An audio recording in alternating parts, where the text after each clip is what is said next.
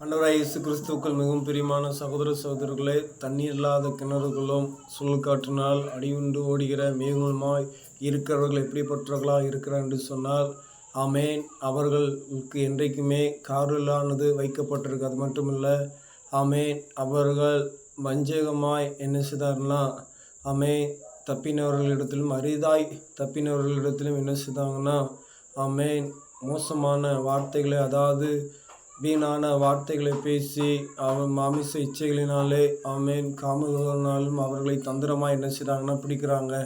அது மட்டும் இல்லை, தாங்களே கேட்டுக்கு, ஆமேன், அவர்களை விலக்கி கொள்வதற்காக அல்ல, அவர்களை உட்படுத்தி கொண்டு, ஆமேன், உங்களுக்கு நாங்கள் வாக்கு தத்தங்களை பண்ணுகிறோம் செய்கிறோம் என்று சொல்லி அவர்களை தேற்றி கொண்டிருக்கிறார்கள்.